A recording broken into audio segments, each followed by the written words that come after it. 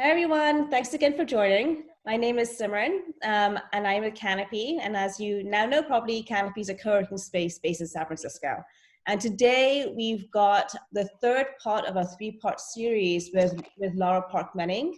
Thank you so much for doing these. They've been so informative and so good. And she is joined by Maura Rodgers, who is a dietitian and a health coach. She's also familiar with Canopy because she's been in there a few times. And they're going to be discussing the topic of premium fuel for a calm mind. So go ahead and I'll let you take it from here. Perfect. So hello, everyone. Thanks again for joining us. Once again, Lara Park Menning, founder of LARASAH. And our mission at LARASAH is to empower women entrepreneurs and professionals to experience success in their lives and their careers without burnout. And so for those of you who I haven't already spoken with, prior to starting LARASAH, that was late 2019, 6 years ago, I co-founded a pharmaceutical development company called Nucleo Life Sciences. And it's a growing pharmaceutical company right here in the Bay Area. So I know firsthand that being an entrepreneur is incredibly rewarding, but it's also high stress. And prior to that, I founded, I had a professional career in project management. It was global, right here in San Francisco, South San Francisco at Genentech Roche. And prior to that in Canada at Thermo Fisher, and then prior to that at Laboratoire Pierre Fabre in France. And so I also empathize with the challenges of being a professional and growing a career within a corporation and having some work-life balance. So I want to thank you for joining us again today for this topic of premium fuel for a calm mind. This is more important than ever as we are not dealing with necessarily a very calming situation. And prior in 2019, actually, the World Health Organization declared occupational burnout as an epidemic. So we're layering a pandemic on top of a worldwide epidemic of burnout. Forbes conducted a study that concluded 100% of entrepreneurs experience burnout. So I know that everyone says you need to manage burnout so you feel more fulfilled in work and life, but it's also the biggest threat to your bottom line.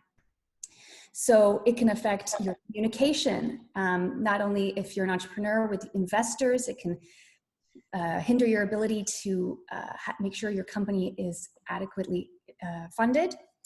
It can cause you to hire an underperforming team or lose the high performers that bring the most value to your team and your company.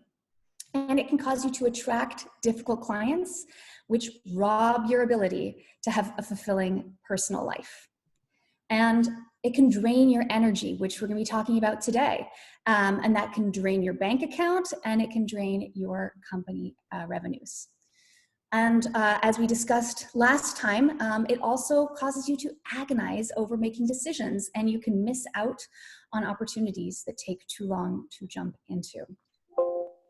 So today we'll be going over the 5 key areas we all need to strengthen in order to successfully and sustainably lead your company or your career to the next level, or for an entrepreneur even to exit. And this is our last of our 3-part series, as Simran mentioned, but you're going to leave with some practical tools that you can implement right away. So in light of the COVID-19 pandemic, you may have found that you've had your life turned upside down. I'd love to know whether your healthy eating habits have gone down the drain, whether without the commute, you've been exploring some healthy recipes and had a little bit more time to cook and hit your fitness goals, or maybe you're feeling drained and anxious and you'd like to know how to boost your energies with calm. So at LARASAH, we support entrepreneurs and professionals on the 5 key areas. And I'm sure you're curious, or here's a good reminder of what they are. So the 5 key areas, and I'm just going to pull up the slide deck. Just bear with me just one moment.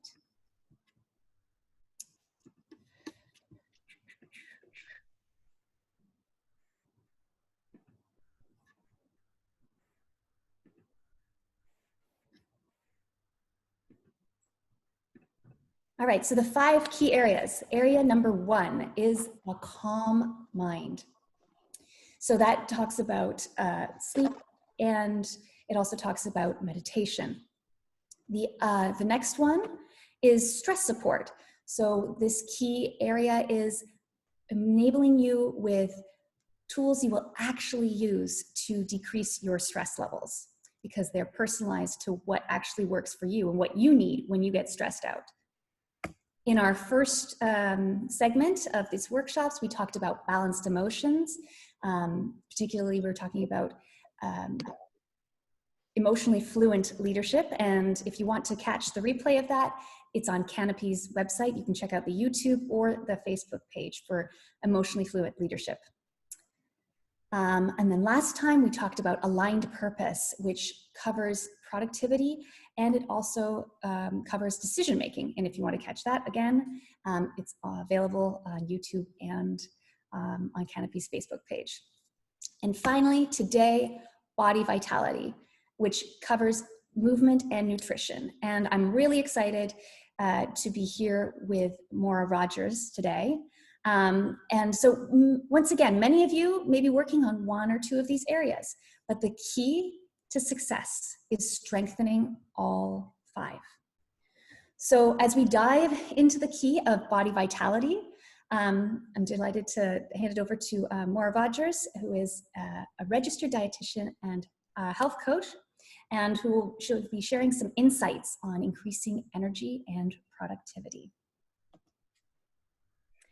Wonderful. Thank you so much for the intro, Lara. I just wanted to share a little bit more about myself. I'm so excited to support Lara's workshops here and contribute. As her and Simran mentioned, I'm a registered dietitian, an integrative wellness coach, and also a diabetes prevention coach. And I've had the opportunity to work in a variety of settings, but really where my heart lies is in preventative wellness. And so I've had a chance to provide workplace wellness services to a lot of companies on the East Coast and West Coast, and also one-on-one sessions.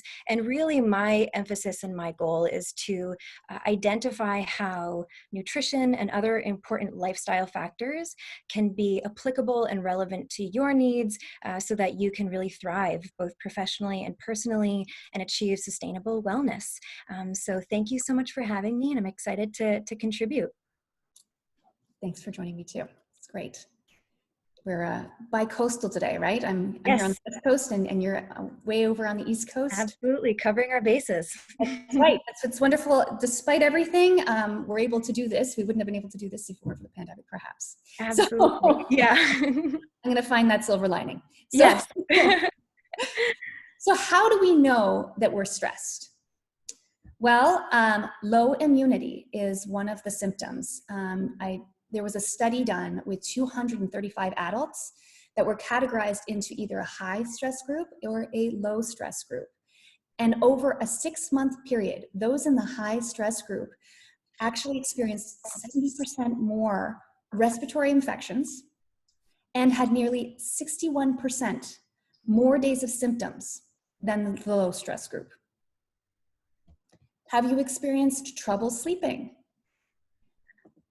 How about low productivity? Or you notice that you have high levels of productivity followed by huge valleys. Also low focus. Have you noticed that? And even weight gain. So this can be through emotional eating, but also indirectly through decreased sleep and exercise. And there's more, even changes in libido. So these are some of the symptoms that we can notice if we're feeling stressed. Also, have you been more snappy or easily frustrated or impatient? These are signs. Do you notice that you avoid or run away from people towards Netflix, TV, sugar, potato chips, alcohol, or any other addictions? Or are you overwhelmed and do you just completely shut down? All of these things indicate that you're feeling stressed. Now, I have to say that if you are noticing that you feel some of those symptoms, you're not alone. A lot of us suffer from one or more of these symptoms at some point in time. And I myself, body vitality is a key that's deeply personal for me because it's where my journey began. A decade ago, when I first encountered my own health challenges. Just one moment for a second. Got a beeping sound here.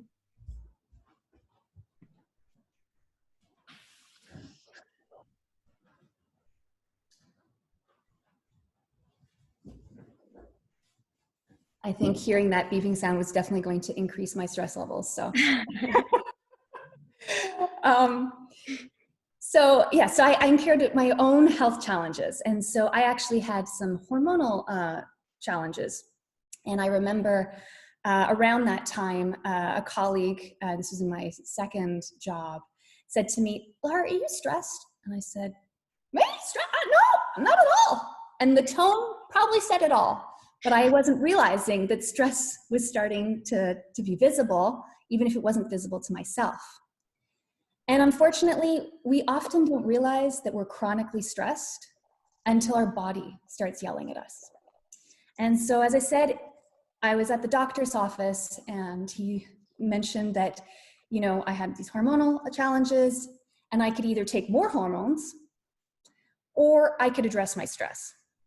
He didn't have any tips, but those were the options. And I'm kind of a root cause, I like to take the root of a problem. So I thought, take more hormones or actually try and address this problem. And although I wasn't sure where to start, I had a girlfriend of mine at the time. She had just had some infertility challenges due to hormonal imbalances. And she said, "Hey, Lara, you should check out this naturopathic doctor," because she just got pregnant. I said, "Okay, well, let's no harm in trying." And that encounter changed my perspective on vitality, because I realized I discovered that I had food intolerances that I had no idea about, that my concepts of what healthy eating were perhaps in alignment with conventional thinking. This is over a decade ago. And they were perhaps aligned with government food guides, but they were completely out of alignment with true health. And don't get me wrong, you know, it wasn't all easy to change. I was heartbroken that my beloved cow's cheese did not love me as much as I loved its flavor. And it wasn't just food. My daily movement was enough to allow me to touch my toes, but it was not enough for me to evacuate my daily stress. So I had to completely rebuild a foundation of vitality through a redefinition of what normal or what healthy habits looked like. And I did not know that chronic stress wasn't normal for the body.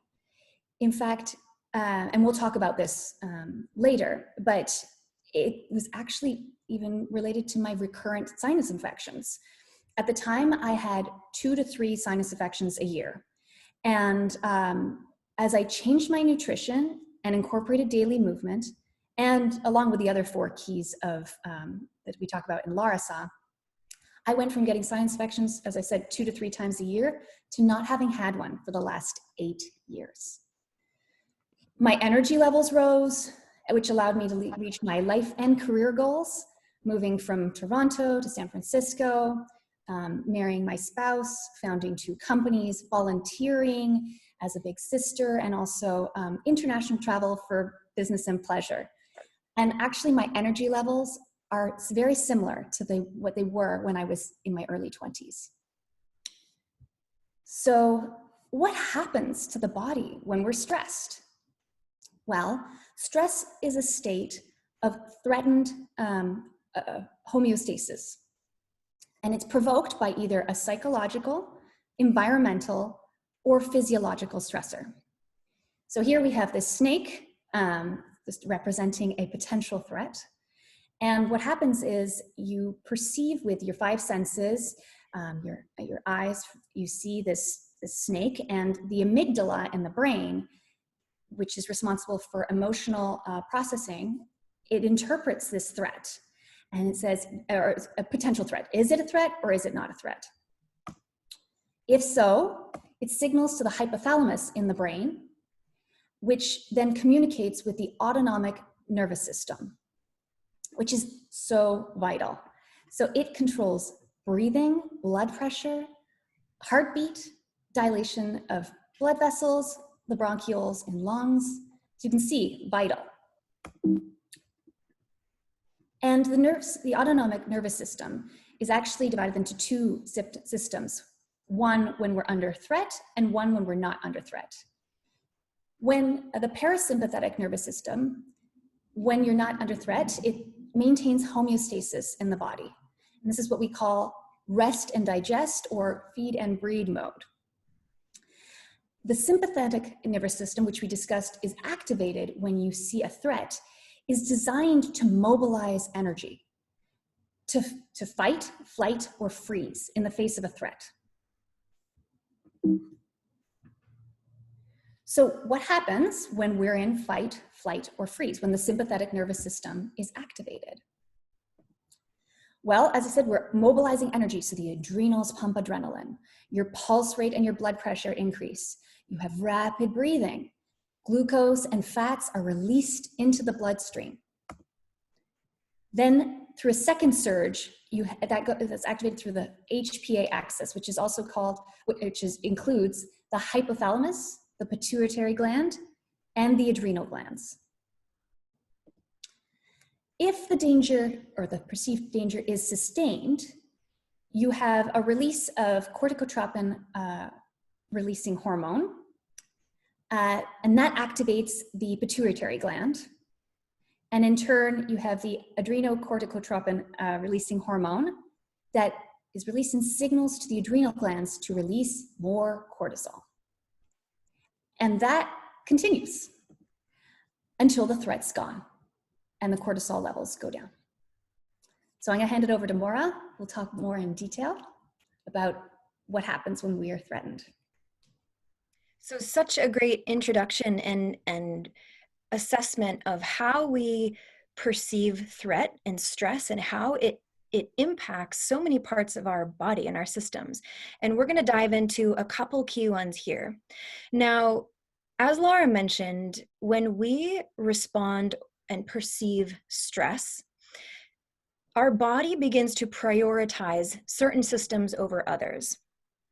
We know that there's more than 1,200 biochemicals that flood the body in that moment to prepare us to respond quickly. Now, when our body is prioritizing these other systems, unfortunately, digestion is last on the totem pole. Your body is not really concerned about digesting food in that moment. So what happens is that can become compromised, and you can imagine that chronic low-grade stress over time can do a number on our digestive system. So if you think about your gut, it's a gateway to the outside world. And within our gut, there's an ecosystem of trillions of bacteria. And these bacteria regulate inflammation. They strengthen our immune system. They influence our emotional stress. They increase our risk for chronic illness, type 2 diabetes, anxiety, and we're even seeing dementia and other cognitive impairments, which is pretty fascinating.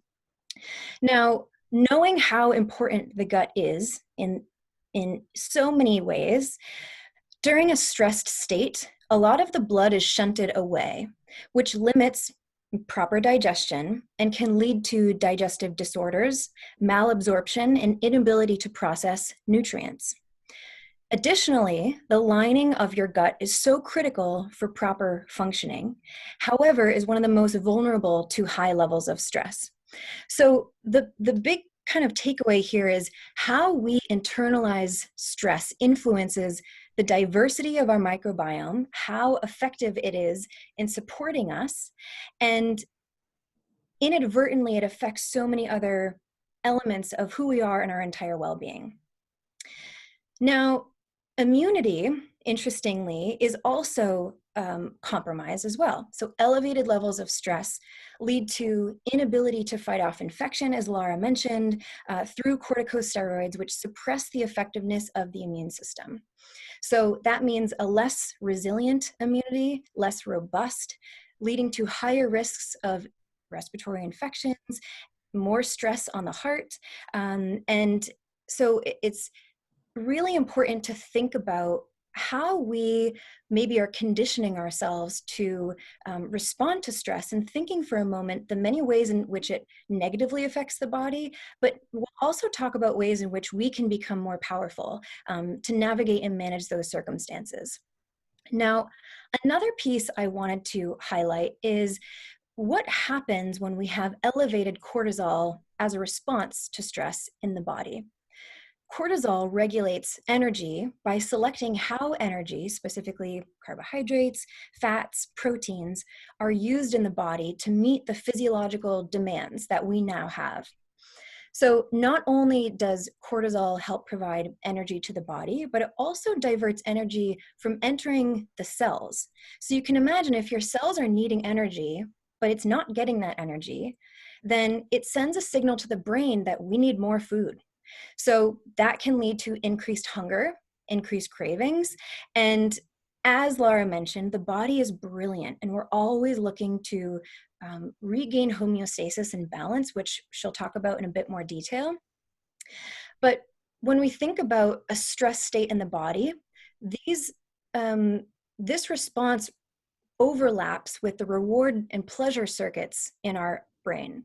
So in an attempt to alleviate stress, this can lead to a desire to consume hyperpalatable comfort foods and processed foods, which in fact can exacerbate symptoms and doesn't truly resolve the physiological stress that is taking place.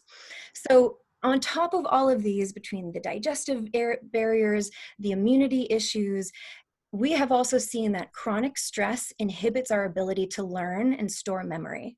So there's a lot of really good reasons to reflect on how you are internalizing stress and consider ways in which you can gain more control and manage this moving forward. Awesome. Thank you so much, Maura. Yeah. We'll be talking about strategies to return to calm, but just as you summarized there, chronic stress, which is, what is that exactly? It depends from person to person, but essentially sustained stress for a period of 6 weeks can induce chronic stress, which is chronic inflammation, which is the most common root cause to multiple diseases, cardiovascular, as Maura mentioned, diabetes, and even non-fatty liver, the fatty liver, what am I looking for? Non-alcoholic fatty liver disease, that's right. Also metabolic diseases, which is the diabetes. Psychotic, as we mentioned, depression and anxiety, and neurodegenerative diseases, including Parkinson's disease and Alzheimer's. And finally, cancer. So you can see these huge diseases we have a lot of concern about are caused mostly by stress through chronic inflammation, because as Maura mentioned, your body is not prioritizing fighting diseases when it thinks it's fighting an imminent threat. So let's not get stressed about stress. However, let's take an honest assessment today. And of course, you can take medical assessments with your practitioner, or even someone like Maura, to do an assessment of where you stand today. But right in front of your screen, let's look at your level of agreement on these 4 statements. Take a piece of paper and a pen, or you can add your comments if you are so willing in the chat.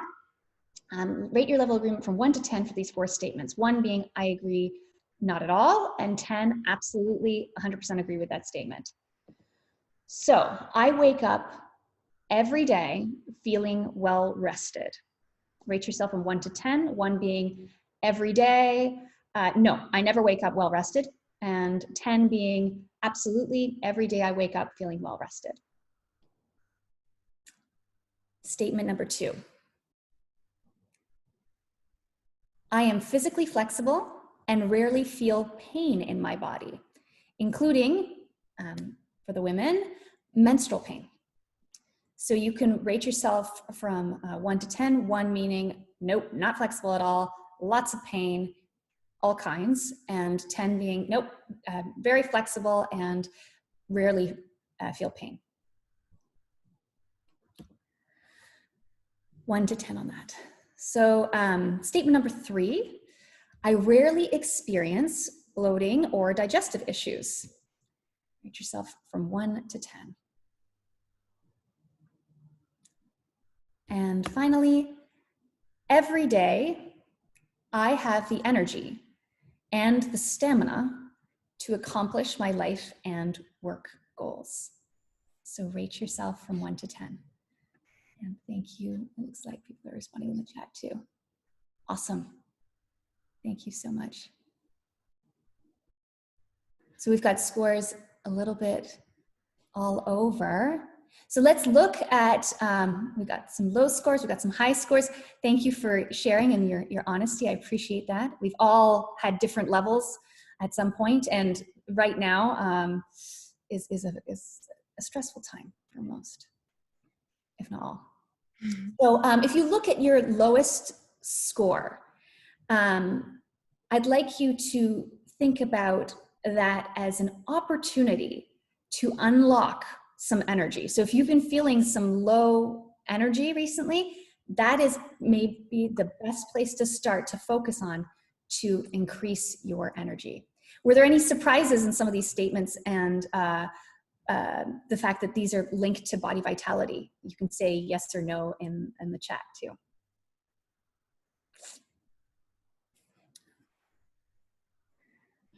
I know some people are surprised by the physically flexible and the pain. I think that oftentimes we think that pain is normal, and it is common, but it is not normal.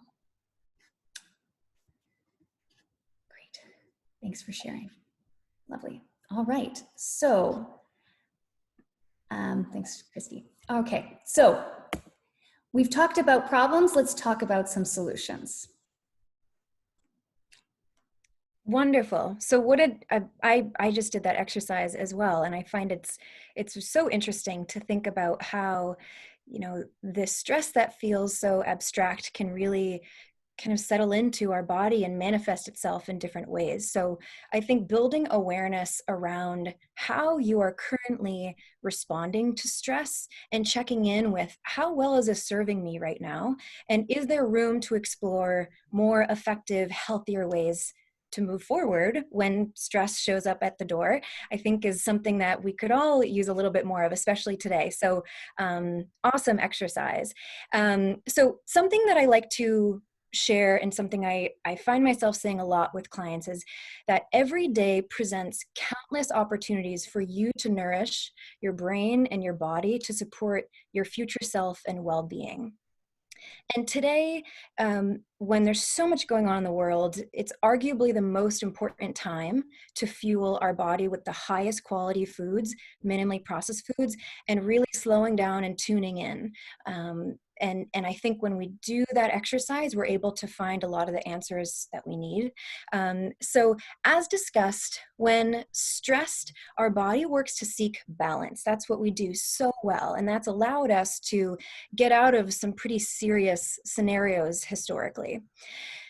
And so in this effort to seek balance, we can also see how we might find ourselves leaning into certain foods or beverages or habits that might not be as rewarding or beneficial. So we're going to talk about a couple ways to work through that and using nutrition as an ally.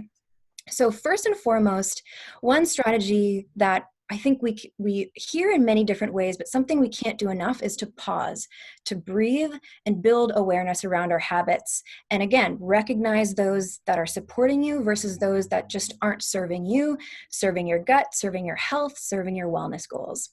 And something that I like to suggest is try journaling. And journaling can be really helpful to help you build a greater understanding around certain patterns. When are you hungry? When are you having cravings?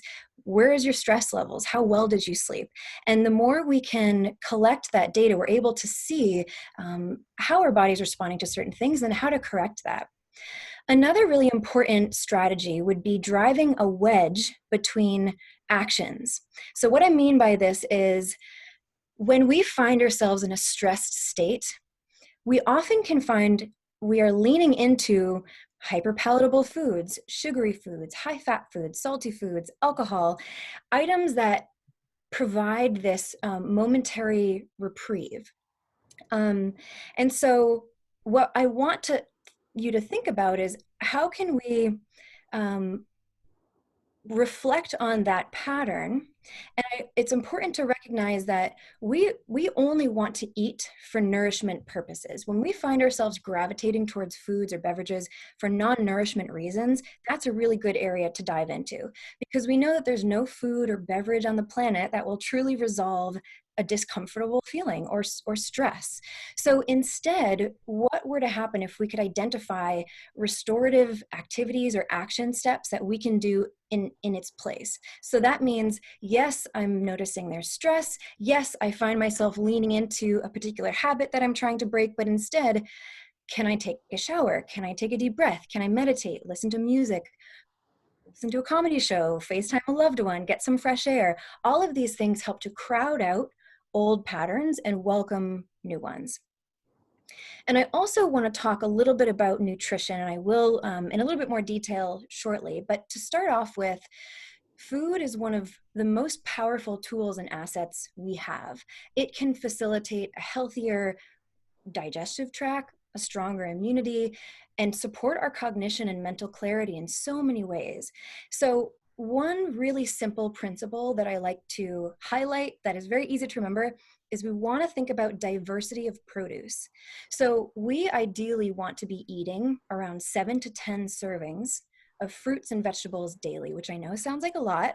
But the importance of not only that volume of produce is the diversity of produce. So having a range of spices and herbs and vegetables and fruits and grains provide enormous phytonutrients that are so powerful. And these compounds in nature help plants survive. When we consume those, they provide antibacterial and antiviral properties that are incredibly powerful. So another little point before we move on is fiber. So fiber helps to stabilize our blood sugars and manage cholesterol levels, improve our bowel function, and really feeds the good bacteria in our digestive tract. And a portion of fiber is called prebiotics. I don't know if there's a lot of talk these days around probiotics and prebiotics, but prebiotics are non-living, non-digestible fibers that feed and help colonize the good bacteria. And previous to what I mentioned, the reason we care about bacteria in our digestive tract is because it protects the intestinal cells, enhances our immunity, and helps regulate inflammation throughout our entire body. So the last little point here is reminding yourself that you are in control. There's so many things that we have access to that allow us to regain control of the stress that we're feeling that's manifesting physiologically in our body and help us move forward in a position where we feel calm and collected and productive.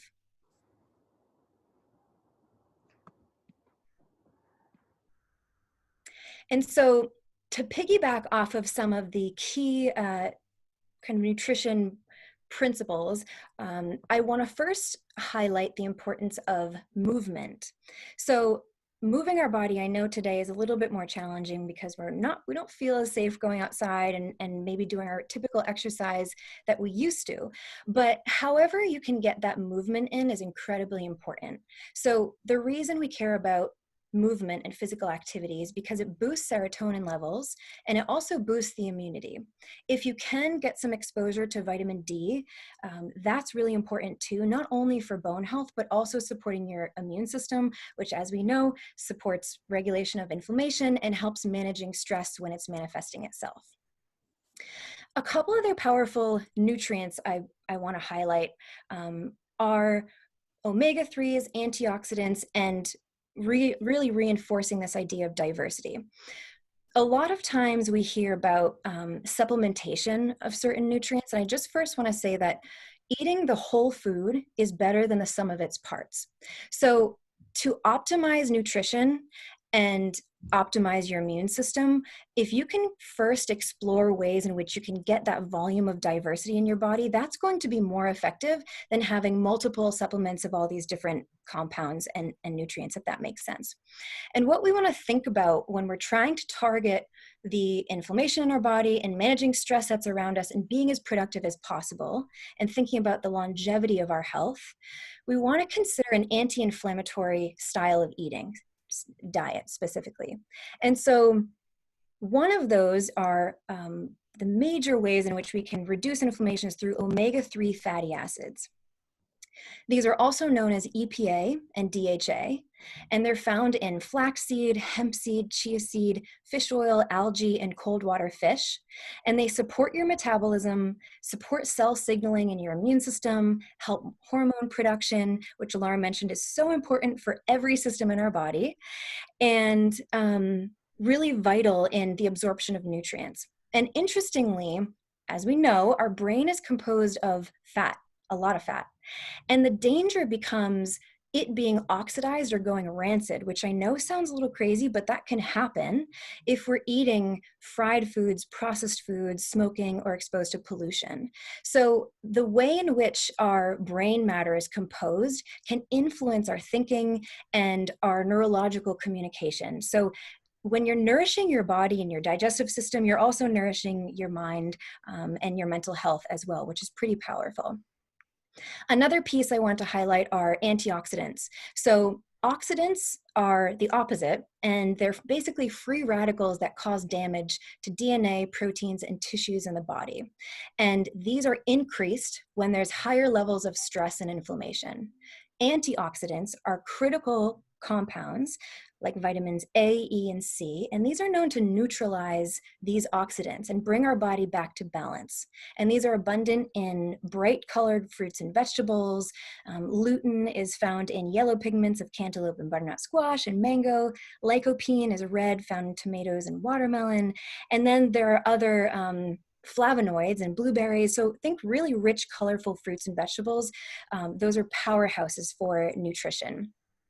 And one little other piece I want to highlight before moving on is to consider other category of foods that are more detrimental. So I want you to be really mindful about refined sugar, because that can lead to damage of nerve cells, leading to inflammation in the body. It can slow communication in the brain, and that's also true with alcohol, other fried foods. So the moral of the story is eating those omega-3s, maintaining your blood sugar, supporting antioxidant activity through fruits and vegetables and fiber.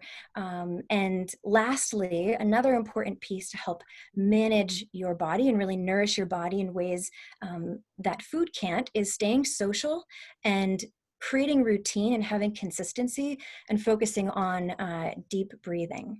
So I know that was a handful. If you have any other questions, you can always shoot me an email and I can send you some more details, but that's just a brief recap of some suggestions and strategies. Lots of great suggestions and strategies. I'm sure people want to ask questions or even watch the replay just to capture everything that all the juicy nuggets you just shared. Thank you so much. Of course. So fundamentally, we like to provide you with simple, practical frameworks to help you energize, in this case, with body vitality. So here's how do I return to calm? So the first thing you want to do is stop. Ask yourself these 4 questions. So if you're noticing you're feeling stressed, and we talked about the symptoms earlier, so ask yourself, am I hungry? Am I angry? Am I lonely? Or am I tired? Because these 4 questions we want to address differently, right? So if you're hungry, which I'm sure, well, I can relate to the hangry, right? So if you're feeling hungry, it's so important to feed the hunger, but with something that's going to give you energy that is sustainable and not give you that crash. So it's great to have kind of simple snacks that are nourishing that you can go to instead of rushing to the packaged food. I know that personally I love hummus, and I have LARASAH, if you're interested, there are 3 different recipes if you want to subscribe and get a copy of those, or you can send me an email. I'm happy to send you. But hummus with some raw vegetables that are chopped up ahead of time, I know that if I'm really feeling hungry, I can quickly grab that. And that's protein and healthy fats. So that's 2 for 1. That's just one example. Then if you're feeling angry, so we talked a little bit about this in the emotionally fluent leadership module under balanced emotions. So if you're feeling angry, you want to be feeling that moving through. Movement is a fantastic way to move through anger. And so, you know, you can go for a walk, or I have a video actually, a Qigong whole move you can do if you want to check that out on YouTube for LARASAH. And you really want to learn, once you've moved through that emotion, you want to listen. What is it that I actually need? Because there's nothing wrong with anger. It's just a question of how you express it. But you don't want to feel angry and then just feed that with food, because that's not actually what's going on. And it's not going to address the problem. It might create 2 problems. Then if you're feeling lonely, so just like what Maura said, it's so important to be social. And that sounds really challenging right now. But if you feel that loneliness, pick up the phone and call someone, or write them if it's not the right time, or self-care. And we talk about this in more detail in the stress support key, but you can also spend time with yourself, kind of nourish yourself. But of course, you want to be interacting socially as well. And once we can get out, you know, it'll be a great time to combine movement with being social too. And then finally, tired. Well, if you're tired, food's not going to do anything, movement's not going to do anything. Really, it's time to take a break. And does that mean a nap or a good night's sleep? Because both of those things are so critical. Again, in the key of calm mind, we talk about this. But a nap, studies have shown, even if it's 10 or 15 minutes, it can really recharge. Just closing your eyes and taking a moment to do nothing, not scroll on your phone or you know, distract yourself with other things. Just take a moment to close your eyes, and it doesn't even have to be meditate. It could just be, you know, do nothing for 10 to 15 minutes. So in summary, we want to share with you these 3 things that, in particular, that we'd like you to take home with you today. Number 1, when you're feeling stress, pause. Assess what your needs are using the HALT method, and be patient with yourself. As we saw, some of the scores were high, but some of the scores were low. So in order to really get more sustained energy, it's going to take a little bit of time to shift, but small shifts in habits, if you celebrate them and take note, that's what Maura mentioned, the journaling. Sometimes having a separate journal just for tracking your health habits is a great idea. So be patient with yourself as you change. And so this may be the end of our 3-part series, but it's not the end of our journey together. I'd love you to join our community. You can sign up for our email list to find out about upcoming events. Also, I never spam. I'm only putting valuable content in our email newsletters. So there are bonuses that are included. And also, we're going to be coming out with a new group coaching offering. So if you want to be on the VIP list to be able to join, that offers coaching at a reduced price point. And allows you to interact with a community of people who are also looking to improve their lives and have more vitality and joy as they experience success without burnout. So at this point, I'd love to invite any questions you have for Maura or me. If anyone has any questions, go ahead and put it in the chat box, or you can unmute yourself and just ask them live. I have a question. Hi, Maura and Lara. I know you recommend social interaction as a part of de-stressing and kind of being able to relax, but obviously we can't do that now. Do you still get the same benefit from doing it virtually, or is it really not? You're looking at a screen, it's kind of activating your mind with blue light, so best to maybe like go for a walk or, you know, do something else. Would you like to answer first, or I'll take a stab at it? Sure, whatever you want. You can go. Okay. I have to say that I am definitely a super social person. So for me, this has not been that's been the biggest challenge. However, I have some of my, shout out to my university girlfriends who are in Europe.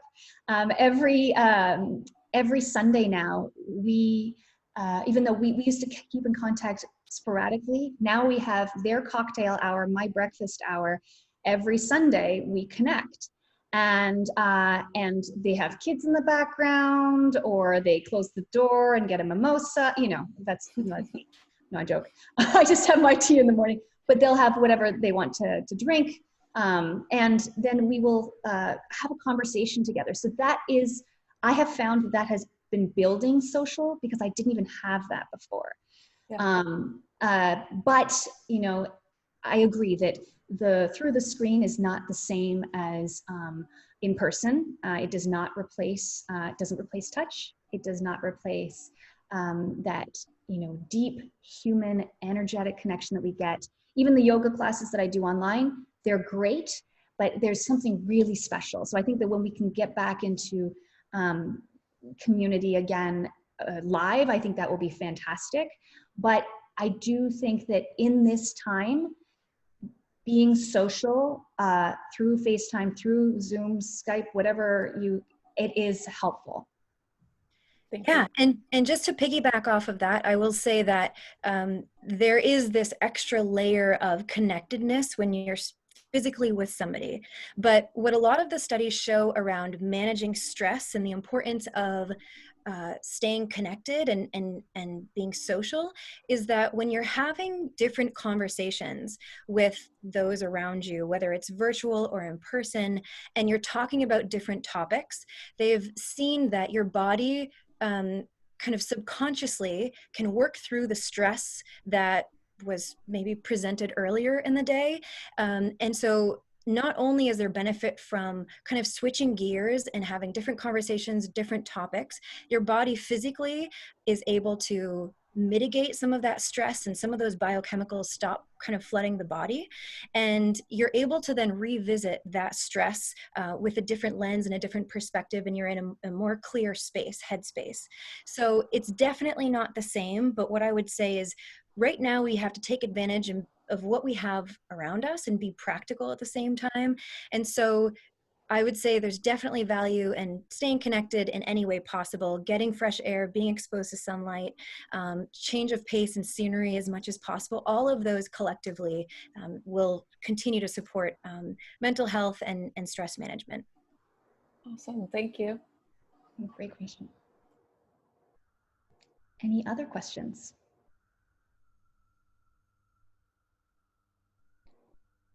Well, if there's no more questions, then this has all been recorded, and as Lara said before, this goes up on our YouTube and Facebook pages. On YouTube, our channel name is Canopy Events, and our Facebook page is Canopy San Francisco.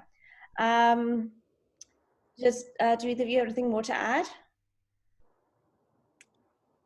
Happy you tuned in. If you have any other questions, or if you want to pick our brains about any other topics we ran through, I know it was a lot of great content, but anything that comes up, you can email us and reach out with anything. So thank you. Right. Thank you, Lara and Laura. Lara, I love having you over here and the discussions that we've had, and hopefully we'll get some more in the future. Yeah, all right, thank you everybody, and have a great rest of your Wednesday. Thank you, Simran, so much. It's been a joy doing this process with you, and I hope to be able to do something live in the future, but we'll see, and it's been fun doing this virtually. So thank you so much for hosting this, and thank you so much, Maura, for joining and for connecting. Of course, thank you, everyone. Such a treat, thank you. Okay, thank you. Bye, everybody. Bye. Thank you, bye.